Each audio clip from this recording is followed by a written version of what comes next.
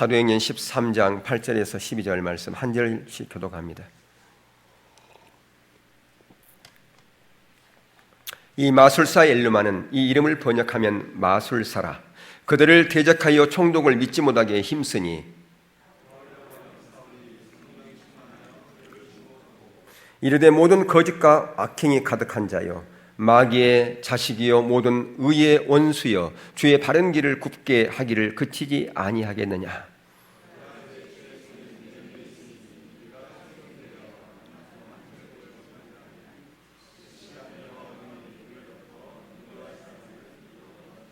함께 봅니다. 이에 총독이 그렇게 된 것을 보고 믿으며 주의 가르치심을 놀랍게 여기니라. 아멘.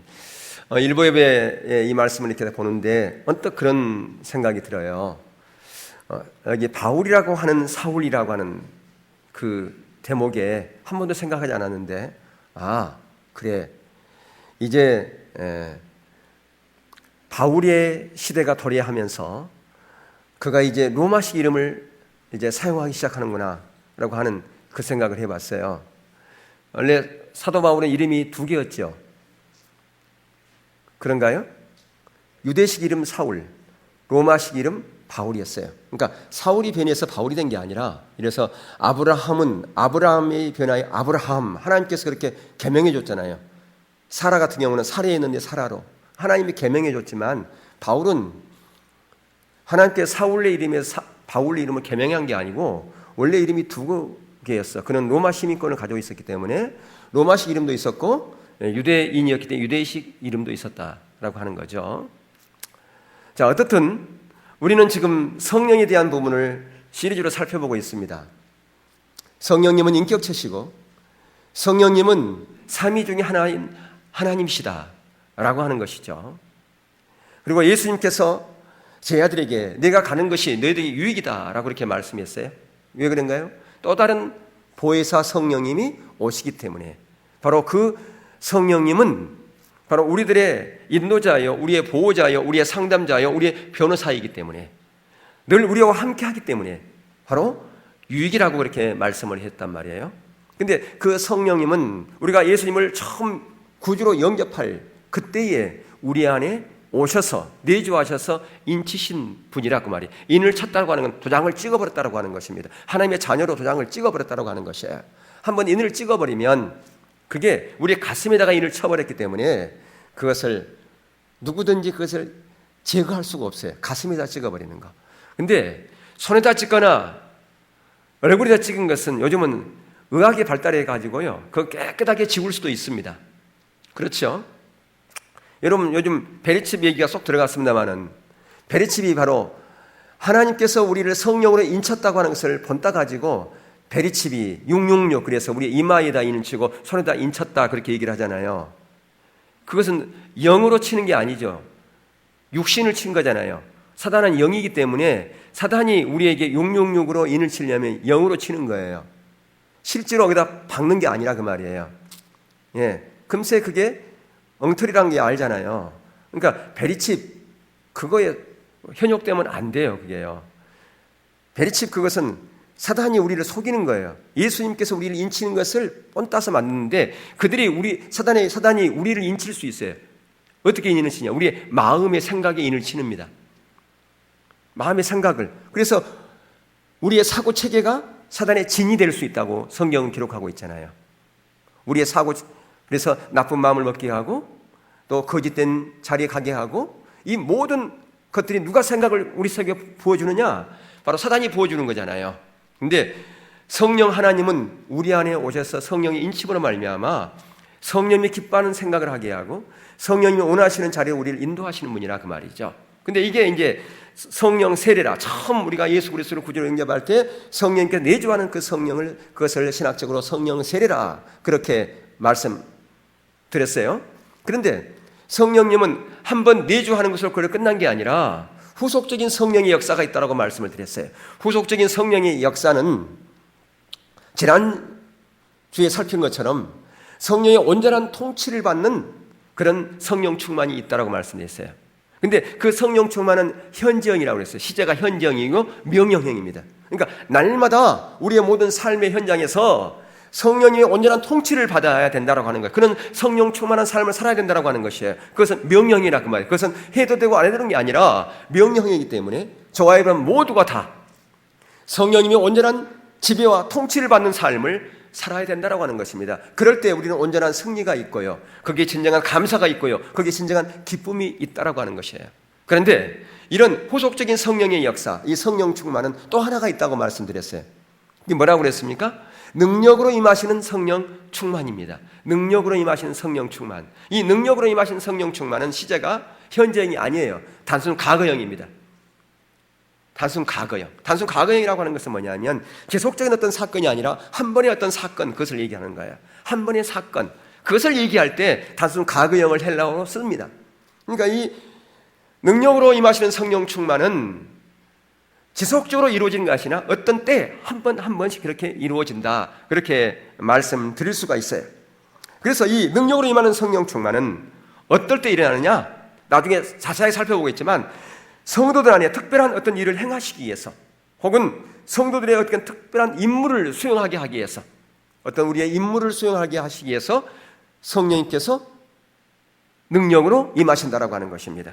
그리고 어떤 임무를 수행할 뿐 아니라 어떤 일을 성취해 갈 때, 그 성취해 갈 때 우리의 힘으로는 안 되기 때문에 성령님께서 능력을 주심으로 말미암아 그 하나님의 역사를 우리를 도구 삼아서 그 일들을 이루게 하실 때에 성령님께서 능력으로 임하신다라고 하는 것입니다. 또한 이 성령 충만은 사역이나 직임을 위해서 어떤 사람들에게 능력으로 무장시킬 때 바로 이렇게 성령님께서 강력하게 임하신다라고 말씀드릴 수가 있겠어요. 자, 그러면 자세하게 하나하나 살펴볼 건데요. 왜 우리가 능력으로 임하시는 성령 충만에 대해서 살펴야 되느냐? 사람들이 성령 충만 받으라 그렇게 얘기를 하잖아요. 사람이 성령 충만 받아야 돼. 근데 그 성령 충만이 어떤 건지 잘 모르는 사람들이 있어요. 말은 성령 충만 그러는데 그 성령 충만이 성령의 어떤 통치와 지배를 받는 성령 충만을 지금 말하고 있는 것인지 능력으로 임하시는 성령 충만을 말하는 것인지 그것도 의미도 모르면서 그냥 성령 충만 받으라 그렇게 말할 때가 있다 그 말이에요. 우리가 성령 사역하잖아요. 예배 마치고 나서 성령 초청하지 않습니까? 그다음에 치유를 위해서 기도하지 않습니까? 이것은 바로 능력으로 임하시는 성령 충만을 위해서 기도하는 거예요. 나중에 살펴보겠지만 능력으로 임하시는 성령 충만이 임해야 그때 하나님의 놀라운 표적과 기사도 일어나고 치유도 일어나고 회복도 일어나는 일이 있다 그 말이에요. 자, 첫 번째 이 성령의 충만은 성령님께서 임하신 사건입니다. 성령님 임하신 사건이 성령 충만이에요. 자, 성경은 후속적인 성령의 사역을 말씀하면서 여러 곳에서 바로 이렇게 성령을 주신다라고 하는 표현을 하고 있어요. 우리가 이미 지난 시간에 살펴봤던 그 갈라디아 3장 5절 그리고 에베소 1장 17절 지혜와 계시의 성령을 주사 그랬잖아요. 예, 에베소 교회 성도들이 지혜와 계시의 성령 그걸 주시기를 바로 주시라고 그렇게 기도하지 않습니까? 그리고 데살로니가전서 4장 8절 보면 거기도 그런 부분이 있어요. 한번 우리가 볼까요? 자, 그러므로 저버리는 자는 사람을 저버림이 아니요 너희에게 그의 성령을 주신 하나님을 저버림이라. 성령을 주신, 그래서 주다란 말이에요. 주다. 근데 여기서 주다란 헬라어 단어가 전치사를 하나 동반하면서 사용하고 있어요. 어떻게? 속으로라고 하는 것, 안으로라고 하는 전치사に수반돼요. 근데 여기는 생략이 되어 있지만 그 의미상으로 누구 안으로? 성도 안으로. 성도 속으로 성령을 주신 하나님을 저버림이라 그렇게 얘기를 하고 있어요. 그러니까 성령의 역사가 누구 안으로? 성도 안으로 임했다라고 하는 것입니다. 바로 이처럼 성령의 역사는 임하는 사건이에요. 어디에 임하는 사건이라고요? 우리 안에 임하는 사건이라 그 말이에요. 예. 그러니까 성령의 역사는 항상 누구에게 임한다고요? 믿는 자들 가운데, 성도들 가운데 임하는 사건이다라고 이렇게 볼 수가 있겠고요. 두 번째, 이 성령 충만은 평생에 걸치는 어떤 직분이나 특정한 사역을 위해서 능력을 부어주는 사건이에요. 그래서 우리가 어떤 직분을 받았다. 직분을 받은 자는 항상 성령의 일한 후속적인 성령의 그 역사 중에서 능력으로 임하시는 성령의 그 충만함 가운데 있어야지 그 자기의 사역을 온전하게 감당할 수가 있는 겁니다. 자, 한번 볼까요? 세례 요한을 보겠습니다. 누가복음 1장 15절에서 17절. 자, 거기 제가 읽겠습니다. 이는 저가 주 앞에 큰 자가 되며 포도주나 소주를 마시지 아니하며 모태로부터 성령의 충만함을 입어 이스라엘 자손을 주곧 저희 하나님께로 많이 돌아오게 하겠습니다. 여기서 성령의 충만함을 받아 그랬잖아요. 이 성령의 충만함이 지난주에 살폈던 성령이 온전한 통치를 받는 성령 충만이냐, 아니면 능력으로 임하신 성령 충만이냐, 둘 중 어떤 것을 지금 여기서 말씀하고 있나요? 첫 번째는 아니에요. 왜? 지금 모태에 있는 아기가 의식이 있어요, 없어요? 의식이 없잖아요. 의식이 있어야 성령의 능력으로 임하신 성령 충만함 가운데 있을 수 있잖아요. 근데 이건 의식이 없기 때문에 뭐예요? 직임으로 주어졌다 그 말입니다. 바로 세례 요한이 이스라엘을 주께로 인도할 선지자로서의 그 기름 부음이 어머니 뱃속에서부터 그에게 있었다, 그걸 얘기하고 있는 거예요. 그러니까 이것은 능력으로 임하신 성령 충만이 바로 이 선지자로서의 그 직임을 위해서 엄마 뱃속에서부터 성령님께서 역사하셨다, 기름 부어줬다, 그 얘기 아니겠습니까? 그걸 봤을 때 우리가 어떤 직분을 주어졌다, 하나님께서. 그러면 그 직분을 온전하게 수행하기 위해서 뭐가 필요합니까? 능력으로 임하시는 성령 충만이 필요하다 그 말이에요. 아멘? 예. 그래서 성경에 이렇게 있지 않습니까?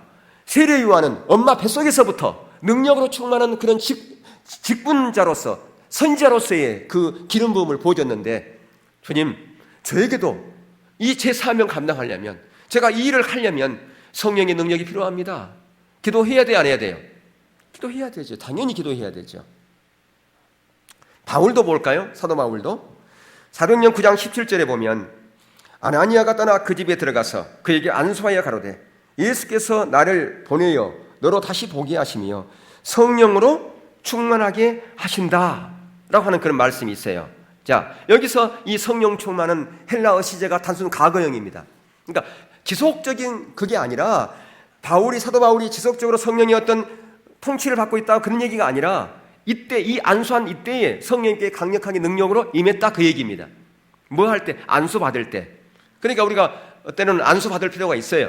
근데 여러분, 이 안수 받는 거 조심할 필요가 있습니다. 어떤 사람이 그렇게 간증합니다. 제가 미국에 있는 어떤 능력이 큰 종에게 안수 받아고 나서 그때부터 나에게 치유의 능력이 나타나가지고 전국 다니면서 내가 이렇게 쓰임받게 됐다고 그렇게 간증하는 사람이 있을 수 있어요. 그래서 많은 사람들이 그 간증을 듣고 미국으로 그 사람에게 집회에 참석하면서 안수받기를 원하는, 사모하는 사람도 있을 수 있어요.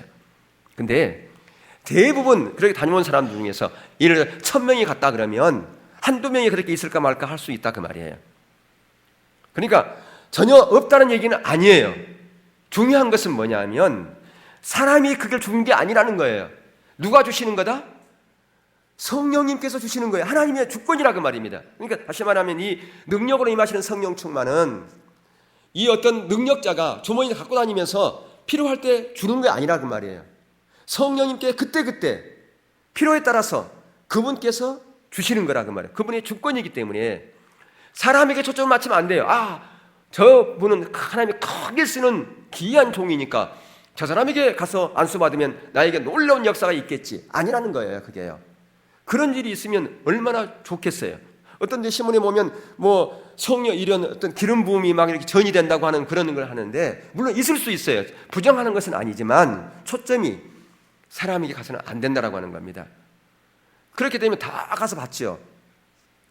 정말 그것이 사실이라면 저도 돈 빚을 내서라도 갔다 오겠어요. 정말 그게 가능하다면.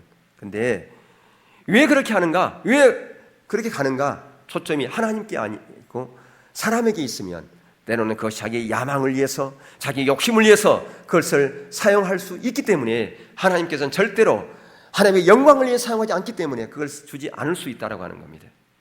자, 그래서 아나니에게 바울이 아나니아의 그 안수를 받고 나서 거기에 이제 이방인으로서의 이방인으로서의 그 사도로서의 그 사역을 감당하는 성령의 기름 부음이 그에게 부어진 겁니다. 이처럼 주님께서는 어떤 사역을 감당하도록 강력한 성령의 기름 부음을 능력으로 부어 주신다라고 하는 것입니다. 세 번째, 성도들 안에 아주 중요하고 급한 필요를 채우거나 성도들을 통해 영적으로 긴급한 일을 성취시키기 위해서 성령님께서 즉각적으로 특별하게 임하신 것을 볼 수가 있어요. 오늘 우리가 본문의 말씀처럼 마찬가지예요. 본문에 바로 그런 겁니다. 자, 거기 9절에 보면 바울이라고 하는 사울이 성령에 충만하여 그랬잖아요. 이 성령에 충만하여, 이 성령의 충만이 단순 과거형이에요. 현재형이 아니에요. 그러니까 성령 충만 중에서 성령의 통치를 받는 성령 충만이 아니고 능력으로 임하시는 성령 충만이라고 하는 것을 알 수 있잖아요. 그러면 왜 이때 능력으로 성령께서 임하셨을까? 왜 그랬을까요? 방금 얘기한 것처럼 아주 중요한 긴박한 상황 가운데 있었잖아요. 지금 바울이 누구에게 지금 복음을 전하고 있습니까? 총독에게 지금 복음을 전하고 있는데 누가 지금 거기서 방해를 합니까? 마술사 엘루마가 계속 방해를 하는 겁니다. 총독이 믿지 못하도록 막 방해하는 거예요. 그때 그 바보 섬에서 어떻게 합니까? 총독인 그 서기오가 지금 복음에 대해서, 예수님에 대해서 관심을 갖고 있어요, 지금. 그런데 방해꾼이 하나 생겼다고, 방해꾼이. 그랬을 때 어떻게 했어요? 참으로 이런 긴박한 상황, 긴급한 상황, 이때 바울이 성령에 충만해서 그런 말이에요. 성령의 능력으로 그를 꾸짖고, 거기 볼까요? 예. 10절에 보니까 이르되 모든 거짓과 악행이 가득한 자여 마귀의 자식이여 모든 이의 언소여 주의 바른 길을 굽게 하기를 그치지 아니하겠느냐. 보라 이제 주의 손이 너희에 있으니 내가 맹인이 되어 얼마 동안 해를 보지 못하리라 하니 즉시 안개와 어둠이 그를 덮어 인도할 사람을 두루 구하는지라. 바로 즉각적으로 그렇게 임했던 것을 볼 수가 있지 않습니까? 그랬더니 어떻게 됐을까요? 총독이, 거기에 서기오 총독이 관심을 갖고서 놀라고 예수를 영접하게 되지 않습니까? 이처럼 아주 참으로 긴급한 어떤 상황 가운데, 급한 피로를 채울 그런 상황 가운데 성령께서 능력으로 임하신다라고 하는 것이죠. 자, 또한 사도행전 3장에 보면 베드로와 요한이 성전 미문에서 안진뱅이를 일으키는 사건이 나오지 않습니까? 거기 보면 베드로와 요한이 그 안진뱅이를 치유한 사건을 통해서 그날 몇 명이 돌아왔나요? 예수께로 5,000명. 예. 바로 이처럼 성령께서 강력한 그 능력으로 말미암아 하나님의 놀라운 역사를 이뤘던 것을 볼 수가 있어요. 그러자 위협을 느낀 유대교 지도자들이 베드로와 요한을 데려 위협하고 핍박하지 않습니까? 그래서 온 공회가 또한 핍박을 합니다. 근데 그들이 그런 핍박 가운데서 두려워 떨었습니까? 아니면 담대했나요? 담대했죠. 왜 그들이 담대할 수 있었습니까? 그런 공회 앞에서 그들은 주눅들 수도 있어요. 얼마 전만 하더라도 베드로가 보세요. 여자 그 종 앞에서 예수님을 3번 부인하고 또 그들은 두려워가지고 다 숨어 있었어요. 겁쟁이들이었어요. 그런데 갑자기 이들이 담대하게 예수 그리스도를 증거하고요. 조금도 위축되지 않았어요. 어떻게 그런 일이 가능할까요? 자, 성경에 답이 있어요. 자, 사도행전 4장 8절부터 10절 보면 이에 베드로가 성령이 충만하여 가로되 백성의 간원과 장로들아 만일 병인에게 행한 착한 일에 대하여 이 사람이 어떻게 구원을 얻었느냐 오늘 우리에게 질문하면 너희와 모든 이스라엘 백성들은 알라. 너희가 십자가에 못 박고 하나님이 죽은 자 가운데서 살리신 나사렛 예수 그리스도의 이름으로 이 사람이 건강하게 되어 너희 앞에 섰느니라. 예, 바로 성령님께서 능력으로 베드로에게 임했기 때문에 그에게 뭐가 부어졌어요? 지금 담대함이 생긴 겁니다. 담대함이 부어짐으로 말미암아 그가 그 두려워하지 않고 위축되지 않고 그들을 핍박하는 그 사람들 앞에 섰던 것을 볼 수가 있어요. 이처럼 어떤 상황 가운데서도 담대할 수 있는 것은 바로 성령의 능력으로 인해서 그게 가능하다고 하는 것입니다. 네 번째, 반복적으로 성령 충만을 받을 수 있다. 그러니까 한 번 받는 것, 내가 예전에 어떤 성령 충만을 받았던 성령의 능력으로 어떤 하나님의 놀라운 은혜를 경험했다. 그걸로 만족하지 말라는 것이죠. 왜냐하면 그 성령의 그 능력의 역사는 계속해서 반복되어지기 때문에 그렇다라고 하는 것입니다. 베드로 오순절날 그는 성령 세례를 받았습니다. 그런데 그때 놀라운 성령의 그 역사들을 경험했어요. 근데 그걸로 그가 만족했습니까? 아니에요. 4장 8절에서 그에게 성령 충만이 임했고요. 4장 31절에도 성령 충만을 그가 경험했고요. 또한 4장 31절에도 보면 또 거기서 성령 충만을 경험했던 것을 볼 수 있어요. 비를 다음에 모인 곳이 진동하더니 무리가 다 성령이 충만하여 담대히 하나님 말씀을 전하니라. 이렇게 베드로만 하더라도 사도행전에 보면 계속 여러 번 반복적으로 이런 성령의 능력을 경험했던 것을 볼 수가 있습니다. 바울도 마찬가지입니다. 바울도 아나니에게 안수받을 때에 성령 충만 받았지요. 그리고 바보섬에서도 거기서 성령 충만의 그 역사를 경험했죠. 이처럼 반복적으로 성령의 능력은 우리 가운데 임할 수 있다고 하는 거예요. 반복적으로 여러분들이 구해야 되겠죠. 성령의 능력을 구해야 된다고 하는 겁니다. 하나님의 은혜는 한량없이 크고 넓기 때문에 그렇습니다. 여러분, 태평양의 물이 바닷물이 아니고 생수라고 생각해 보세요. 인류 모두가 와서 그걸 물을 마신다. 그런다고 그게 줄어들까요? 그렇지 않습니다. 예. 어떤 사람들이 얘기하더라고요. 일본이 잠기는 것은 순식간이래요. 어떻게 하면 일본이 잠기냐 그랬더니 중국 사람 전부 다 일본 쪽에다 소변을 넣으면 일본이 잠긴다고 그러더라고요. 근데 그게 그렇지 않지요. 예. 무슨 얘기하냐 그러면 하나님의 그 은혜는 태평양보다 넓다 그 말이에요. 그렇게 태평양 넓은 그 하나님의 은혜, 그것이 온 인류가 다 그것을 마신다 한들 그것이 줄어들겠습니까? 예, 그대로 있을 겁니다. 하나님의 은혜는 태평양보다 크다 그 말이에요. 그렇기 때문에 우리가 성령 충만을 받고 또 받아도 하나님의 놀라운 은혜는 여전히 그대로 남아 있습니다. 다섯 번째, 성령 충만을 위해서 기도하는 것은 성경적이냐? 예, 성경적입니다. 성령 충만을 위해서 기도해야 된다 그 말입니다. 능력으로 임하는 성령 충만은 하나님의 명령은 아니에요. 그렇죠? 성령의 온전한 통치를 받는 성령 충만은 명령형이라고 그랬잖아요. 현재형이고. 근데 능력으로 임하시는 성령 충만, 그러니까 성령님의 온전한 통치를 받는 성령 충만은 명령형이에요. 그리고 현재형이에요. 근데 능력으로 임하시는 성령 충만은 명령형은 아닙니다.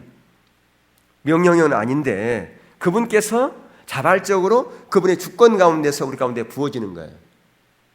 어떤 사람에게는 성령 충만을 부어주기도 하고 어떤 사람 안 부어줄 수도 있어요. 때로는 그것 때문에 우리가 속상할 수 있잖아요. 하나님, 어떻게 저 사람에게는 성령의 능력으로 임하시는데 저에게는 일어나지 않습니까? 치유를 위해서 기도했는데 어떤 사람은 치유가 나타났어. 나에게는 안 나타났어. 왜 그럴까요? 그건 그분의 주권이기 때문에 그렇다는 거예요. 그렇지만 우리가 기도해야 된다, 안 해야 된다고요? 기도해야 된다 그 말입니다. 예, 왜요? 그것은 매우 성경적이기 때문에 그렇다 그 말입니다. 자, 사도행전 4장에 보면 예루살렘 교회가 점점 핍박을 받고 있어요. 예. 근데 그 초대교회, 핍박받고 있는 초대교회 성도들이 어떻게 기도했는지를 우리는 29절에서 30절에 보면 알 수가 있어요. 사도행전 29절. 자, 볼까요? 시작. 주여 이제도 저희의 위협함을 하감하옵시고 또 종들로 하여금 담대히 하나님의 말씀을 전하게 하여 주옵시며 손을 내밀어 병을 낫게 하옵시고 표적과 기사가 거룩한 종 예수의 이름으로 이루어지게 하옵소서 하더라. 자, 무엇을 위해서 먼저 기도해야 되느냐? 무엇을 위해 기도하고 있는가요? 첫 번째가 보호기도하고 있어요. 보호기도. 그러니까 여러분 자신을 위해서나 여러분 자녀를 위해서 보호기도하는 것이 성경적이에요? 성경적이 아니에요? 성경적이에요.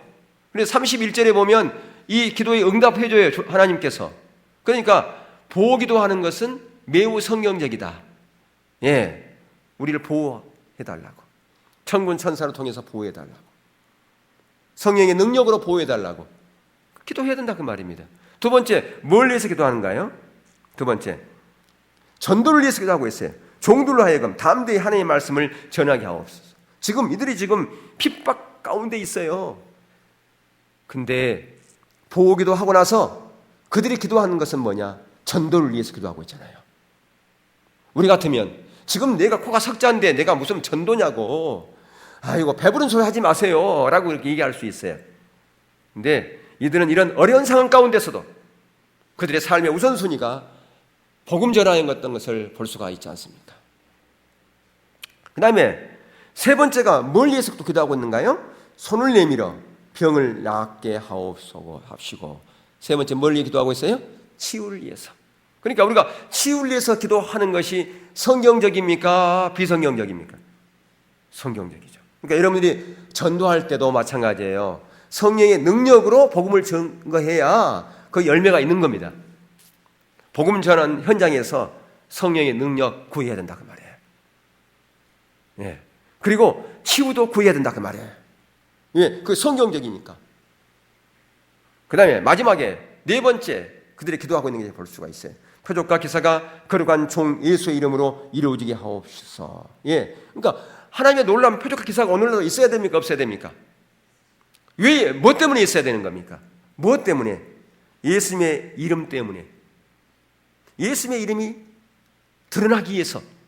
근데 많은 사람들이 표적과 기사를 왜 구합니까? 내 이름 드러내려고, 내 자랑하려고, 내 야망 때문에, 내 욕망 때문에 표적과 기사를 구하면 안 된다 그 말이에요.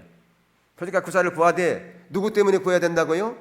나는 드러내지 않고 예수님의 이름만 드러나고 그것을 위해서 하나님의 질투의 마음으로 기도했나 그 말입니다. 하나님의 질투의 마음이 부어지면 표적과 기사를 구하되 나의 야망을 위해서 기도하지 않습니다.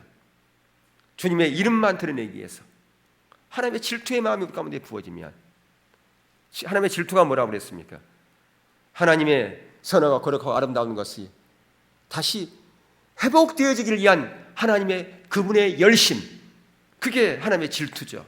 그 질투의 마음이 우리 가운데 부어졌을 때에 하나님, 저 서울시청 그 광장 가운데 표적과 기사가 나타나게 하시옵소서. 뭐 때문에? 주님의 이름이 드러나기 위해서. 하나님의 질투의 마음으로 그렇게 기도하는 거예요.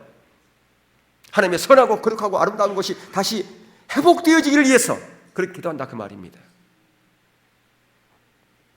그랬을 때 31절에 하나님께서는 그들의 기도에 응답하셔서 그들에게 뭘 보여줬어요? 성령의 충만함을 보여줬지 않습니까? 성령의 능력으로 임했다 그 말입니다. 그렇기 때문에 우리가 성령의 사역을 통해서 성령의 임재를 구하고, 성령님 우리 가운데 임재해 주세요. 성령님 우리 가운데 능력으로 역사해 주세요. 그렇게 기도하는 것이 바람직한 것이요 성령적이다 그 말입니다. 그리고 그 기도는 하나님의 뜻이 합한 기도이기 때문에 하나님께서 응답해 주신다 그 말이죠. 물론 우리가 구한다고 해가지고 그게 자동적으로 임하는 것은 결코 아니에요. 나는 성경적으로 기도했는데 왜 저에게 응답이 없을까요? 예, 그분의 주권이기 때문에 우리가 그것에 대해서는 나중에 주님한테 직접 가서 물어보세요. 왜 그때 저에게는 응답 안 해줬습니까? 라고. 근데 그분의 주권이기 때문에 예, 우리가 그거에 대해서 자유해야 돼요. 구하되 아직 하나님께 때가 아니었구나. 더 기도하라고 하는구나. 그렇게 우리가 주님 앞에 서야지. 나는 기도해도 안 돼. 나의 기도는 안 들어줘. 하나님은 나는 사랑하지 않는가 봐. 나는 버린 자식이야.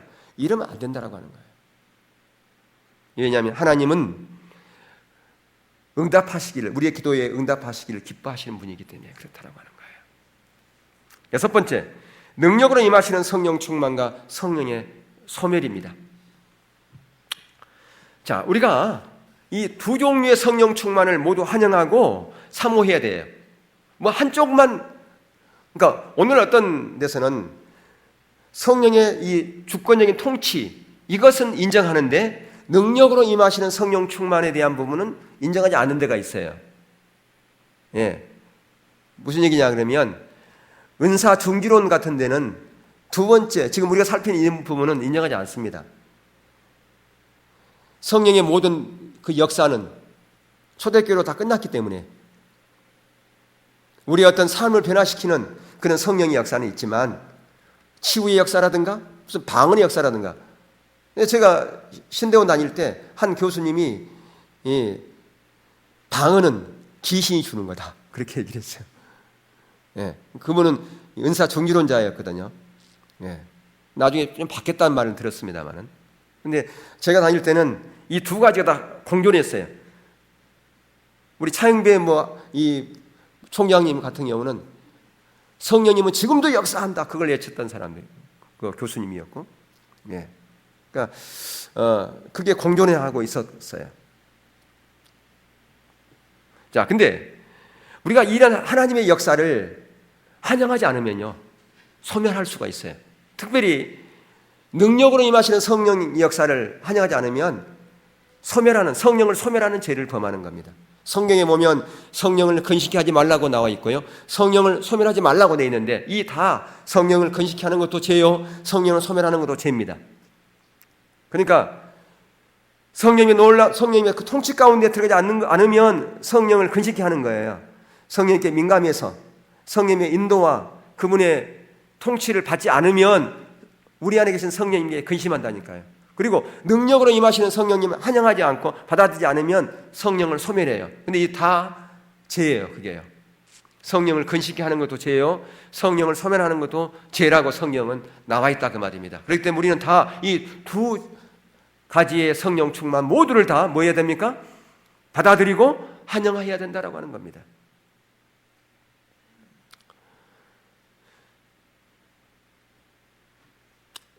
예. 그런데 우리가 성령의 사역 시간이 있잖아요. 성령 사역 시간. 근데 이 성령의 사역 시간은 특별히 능력으로 임하시는 성령 충만과 밀접한 관련이 있는 겁니다.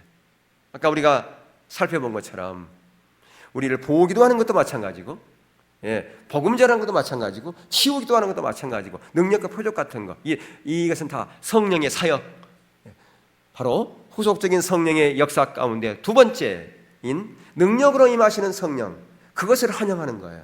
그것이 임하기를 위해서 기도하는 거라 그 말입니다. 물론 거기에 성령님께서 더 우리 가운데 임재해 주기를 위해서 기도도 하지만, 그러나 특별히 두 번째 성령 충만, 능력으로 임하시는 성령 충만에 대한 그 부분을 우리가 강조하는 것이죠. 그래서 그때 치유를 위해서 기도하기도 하고요, 예, 성령이 우리를 더 만지셔서 주님의 사명을 온전히 감당하기를 위해서 기도하기도 하고 그렇다라고 하는 거죠. 그렇기 때문에 오늘날 교회 안에 성령의 사역이 접목되기 원한다면 이 두 종류의 성령 충만 모두를 다 우리가 인정하고 받아들이는 그런 자세가 반드시 필요합니다. 자, 일곱 번째, 능력으로 임하시는 성령 충만과 하나님의 부흥은 매우 밀접한 관련이 있다. 우리는 하나님의 부흥을 기다리고 있지 않습니까? 우리 교회 이름이 왜 부흥입니까? 사람들이 얘기하는 어떤 숫자적인 부흥, 그것을 말하는 게 아니라고 하는 걸 우리 잘 알고 있잖아요. 하나님의 부흥을 고대하고 있잖아요. 그런데 이 하나님의 부흥과 능력으로 임하시는 성령 충만과 매우 밀접한 관련이 있다 그 말입니다. 하나님께서 어떤 한 지역, 한 나라, 어느 지역 동시에 놀랍게 성령을 부으셔서 교회를 회복시키고, 이런 사람들이, 믿지 않는 사람들이 대다수가, 수많은 사람들이 주께로 더해질 뿐 아니라 어떤 사회, 문화, 모든 분야가 완전히 갱신되어 혁신되어지는 일련의 사건, 이게 바로 하나님의 부흥이지 않습니까? 우리는 이 하나님의 부흥을 고대하고 있는 것입니다. 그런데 이 능력으로 임하신 이 성령 충만, 그러니까 성령 충만은 두 가지인데, 성령의 어떤 통치 가운데 임하시는 성령 충만을 비로 얘기하면 가랑비와 같은 거라면, 능력으로 임하시는 성령 충만은 무엇과 같은 거예요? 소낙비와 같은 거예요. 폭우와 같은 거예요. 비를 쏟아붓을 때 그냥 소낙비처럼, 폭우처럼 그렇게 쏟아버렸다 그 말입니다. 예, 그런 우리 그 하나님의 부흥, 능력으로 임하시는 성령 충만, 그것을 우리가 지금 고대하고 있는 것이다 그 말입니다. 근데 교회사를 볼 때요, 항상 언제 그러면 하나님의 부흥이 임했느냐? 교회가 타락할 때, 신앙이 타락할 때, 도저히 우리 힘으로는 안 될 때, 하나님의 은혜가 아니면 안 될 때, 어쩌면 지금 아니겠습니까? 예, 지금 사회가 이렇게 동성애, 예, 그게 얼마나 큰 제약인지도 몰라요. 그 하나님 앞에 창조의 질서를 깨뜨리는 거지 않습니까? 동물도 그렇게 하지 않습니다. 이러면 동물이 수컷하고 수컷하고 같이 살고 암컷까지 살고 그런 거 봤어요? 여기 있는 까치집 여기 있잖아요. 까치도 암수가 같이 사는 거예요. 근데 어떻게 인간이, 하나님의 형상을 닮은 인간이 어떻게 같은 성끼리 결혼하고요? 성의 정체성이 완전히 망가져버린 시대에 우리가 살아가고 있다고 하는 것입니다. 그것을 해결할 수 있는 길은 하나님의 능력밖에 없어요. 성령님께 강하게 능력으로 임하셔서 사회를 변혁시키는 수밖에 없어요. 사람이 번역시키는 게 아니라, 사람이 개혁시키는 것이 아니라 하나님의 능력으로, 성령의 능력으로 그 일을 할 때 그 일들이 일어난다라고 하는 것입니다. 그래서 부흥은 노준수 목사님께서 말씀하신 것처럼 바로 오순절의 재언이다. 오순절날 엄청 강력하게 마가다락방에 임했잖아요. 예. 근데 이 성령이 오순절에 임했던 이 사건은요, 구속의 역사, 그러니까 구속사적인 사건으로는 단회적인 겁니다. 자, 구속사는 뭐냐? 구속의 역사는 뭐냐? 예수님의 초림, 예수님의 십자가의 죽으심, 부활, 승천, 그리고 성령님께서 임하신 사건까지가 구속의 역사라고 그렇게 얘기를 합니다. 그러니까 그런 구속의 역사적인 그런 사건으로 봤을 때는 오순절날 임했던 성령의 그 임하심은 단회적인 거예요. 예. 그런데 그것으로 한번 끝나는 것이 아니라 반복되었다 그 말입니다. 성경에서 반복되어졌었고 기독교 역사에서 반복되어졌던 것을 우리가 볼 수가 있잖아요. 우리나라만 하도 1904년에 원산에서, 1907년에 평양에서, 우리나라 말고도 미국이라든가 남미라든가 영국이라든가 인도라든가 여러 나라에서 이 하나님의 놀라운 부흥들이 일어났잖아요. 그러니까 이것은 계속해서 반복되어진다라고 하는 것을 볼 수가 있습니다. 기독교 역사 가운데 자주 반복되어지는 거죠. 그렇기 때문에 우리가 지금 이 반복되어졌기 때문에 이 땅 가운데 하나님의 부흥이 임하기를 위해서 우리가 기도하는 거 아니겠습니까? 오순절날 임하신 그 성령님은 사도행전 4장에서 임했고요, 10장에서도 고넬료 집에서도 똑같이 임했고요, 마틴 루터 시대에, 요한 웨슬리 시대에, 조나단 에드워드 시대에 각 나라에서 이렇게 반복해서 일어났던 것을 볼 수가 있습니다. 이렇게 볼 때 성령의 사역이나 하나님의 부흥은 능력으로 임하시는 성령 충만과 이렇게 직접적인 관련이 있다라고 하는 것을 볼 수가 있습니다. 다시 말해서 부흥은 능력으로 임하시는 성령 충만이 대규모로 임하신 것이다. 예, 가랑비와 같은 비가 아니라 소낙비와 같이, 폭우와 같이 그렇게 쏟아지는 것이다 라고 하는 것입니다. 근데 중요한 것은 그래요. 우리가 그런 하나님의 그 부흥을 위한 그릇으로 우리가 준비돼야 돼요. 가랑비가 올 때는 그릇이 작아도 그게 거기에 비를 담을 수가 있어요. 근데 폭우가 쏟아질 때 그릇이 작으면, 이런 컵 폭우가 쏟아보세요. 너무 세게 폭우가 쏟아지면 다 쏟아져 버립니다. 폭우가 쏟아질 때 그 비를 담으려면 큰 그릇으로 준비해야 돼요. 그래야 그걸 담을 수가 있다 그 말입니다. 준비를 해야 되는 거죠. 지금부터 우리는 준비해야 됩니다. 8번째, 능력으로 임하시는 성령 충만과 현상. 여러분 주보에 내가 7번을 2번 반복을 해서 써버렸어요. 8번째 이걸 고쳐요. 능력으로 임하시는 성령 충만과 현상. 예. 근데 이렇게 성령이 대규모로 부어지는 이런 사건, 이런 역사 가운데서 현상들이 동반하는 경우들이 많습니다. 오순절날 성령이 강하게 임했을 때 현상이 동반했어요, 안 했어요? 사람들 대낮에 술 취했다고 그렇게 얘기하잖아요. 얼만큼 거기에 현상이 동반했으면 그런 말을 들었겠습니까? 예, 근데 이런 현상 때문에 많은 사람들이 거부하는 경우들 많습니다. 저건 하나님의 역사가 아니다. 어떻게 하나님의 역사에 저런 현상들이 나타나는가? 하나님은 신사적이기 때문에 신사적으로 하나님께 역사할 거다. 신사적이면 술 취했단 말을 안 들었어야지. 오순절 날도요. 그렇지 않습니까? 예. 근데 거의 모든 부흥은 현상들이 동반합니다. 그래서 비난받고 조롱받아요. 그래서 로이드 존스 목사님을 우리가 인용하는 것은 뭐냐면, 이분이 에스트민스터 그 채플, 그러니까 우리 그 에스트민스터 신앙고백, 우리 장로교 신앙고백이 이 교회에서 고백된 거예요. 그래서 에스트민스터 신앙고백이라 그렇게 얘기를 해요. 근데 이분이 에스트민스터 거기 교회의 담임 목사님이었고, 그 후임자가 알트 킨들 목사님이었고, 그분도 은퇴했고요.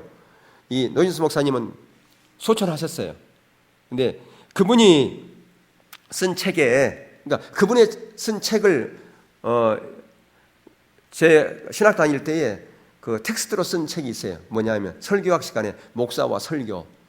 예, 그분 책이 텍스트였어요.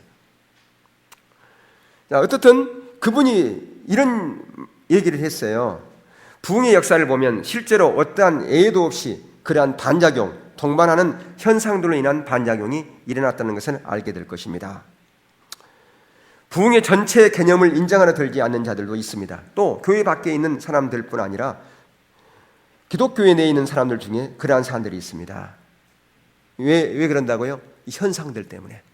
근데 우리가 기억할 것은 현상을 추구하면 안 됩니다. 어떤 사람은 현상을 추구해가지고요, 왜 나는 현상이 안 나타나지? 왜 나는 안 떨리지? 그래야 흉내를 내는 사람이 있어요. 마치 내 몸이 떨리면 성령님께 나에 강력하게 임하신 걸로 생각한다 그 말이에요. 그래서 흉내를 내. 다른 사람들에게 자기를 보여주려고. 나는 이렇게 성령님께 나를 만지고 있어. 그래, 그걸 표시를 내려고 막 떨어. 성령님께서 안 만지대도. 근데 여러분 기억할 것은요, 성령님은 우리의 현상을 동반하면서도 우리를 만지기도 하지만 전혀 현상이 동반하지 않으면서 우리를 깊이 만질 수도 있어요. 그러니까 초점을 현상에 두지 마라 그 말입니다. 현상에 두면 넘어질 수밖에 없어요.